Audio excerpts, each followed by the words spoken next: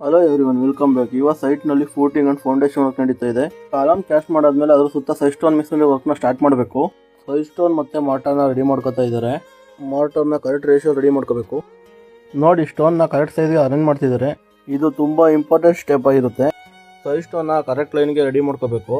Ready ಮಾಡ್ಕೊಂಡು ನಂತರ ಮಧ್ಯಕ್ಕೆ ಬೋರ್ಡರ್ಸ್ನ ಪ್ಯಾಕ್ ಮಾಡಬೇಕು. ಇವಾಗ ನೀವೇ ನೋಡಿ ಬೋರ್ಡರ್ಸ್ನ ಏಕೆ ಪ್ಯಾಕಿಂಗ್ ಮಾಡ್ತಿದ್ದಾರೆ ಅಂತ. ನೀಟಾಗಿ ಒಂದೇ ಲೆವೆಲಲ್ಲಿ ಪ್ಯಾಕ್ ಮಾಡ್ಕೋಬೇಕು.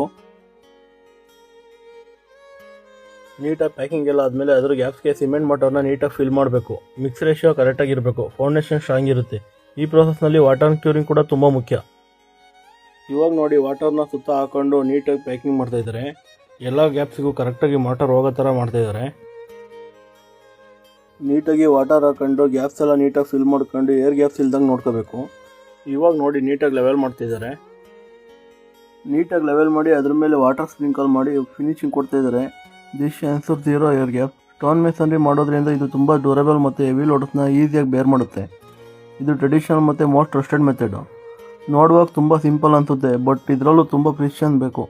ಕ್ವಾಲಿಟಿ ಕನ್ಸ್ಟ್ರಕ್ಷನ್ ಬೇಕು ಅಂದರೆ ಪ್ರತಿ ಸ್ಟೆಪ್ನಲ್ಲೂ ಅಟೆನ್ಷನ್ ಇರಬೇಕು. ಮೋರ್ ಅಪ್ಡೇಟ್ಸ್ಗೆ ಫಾಲೋ ಮಾಡಿ.